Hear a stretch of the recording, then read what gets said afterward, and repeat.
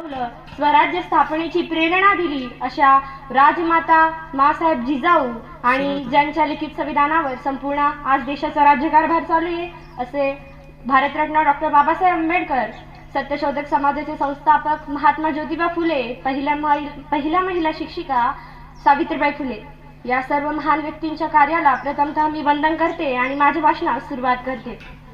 परमपवित्र माझ्या मातृभूमीला माझा नमस्कार. सन्माननीय व्यासपीठ व येथे जमलेल्या माझ्या प्रिय रसिक श्रोतांनो, मी भाग्यश्री पुरंदरे. आपणास माझा परिचय करून देण्याची गरज अजिबात नाही. आज भाषणाची तर काही तयारी नव्हती, परंतु शाळेबद्दल बोलण्यासाठी काय भाषणाची तयारी करावी लागेल म्हणा. मी इंग्रजीमध्ये एक विचारधारा ऐकलेली आहे. मला वाटतं कदाचित तिथे बसलेल्या मान्यवरांपैकी कोणीतरी ती ऐकली असेल की our way changes but not our hearts. Our way changes but not our hearts. Our life may length. Our life may length us apart, but our memories will link up together. या विचारधारेप्रमाणेच आपल्या आठवणी आपल्या सोबत कायम राहतात आणि याच आठवणींना आपण मनात रुजवून आपल्या गुरुजनांना प्रणाम करून या शाळेतील प्रांगणात खेळणारा आणि बागडणारा आज छोटासा पक्षी आपणासमोर निरोप घेण्यासाठी उभा आहे. विद्यार्थी मित्रांनो, आज एका डोळ्यात हसू आणि दुसऱ्या डोळ्यात असू आहे, कारण आपल्या शैक्षणिक जीवनातील आपल्या शैक्षणिक प्रवासातील एक अमूल्य टप्पा आपण इथे आज संपवत आहोत याचा आनंद आहे.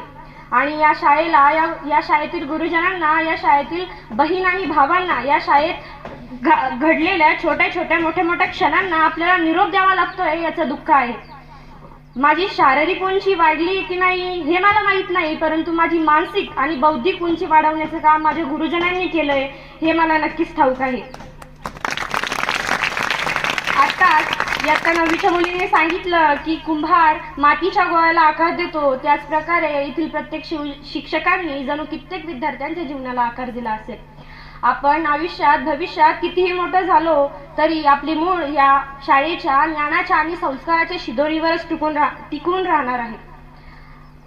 आजपर्यंत कोणत्याच बॅचची एवढी तयारी करून घेतली नसेल सर जेवढी आमच्या बॅच करून घेतली आहे.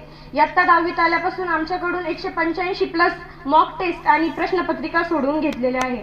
आमच्या शिक्षकांनी जेवढ्या ताटावरून उठून आमचे डाऊट आणि जे काही बॅकलॉग होते ते क्लिअर केले.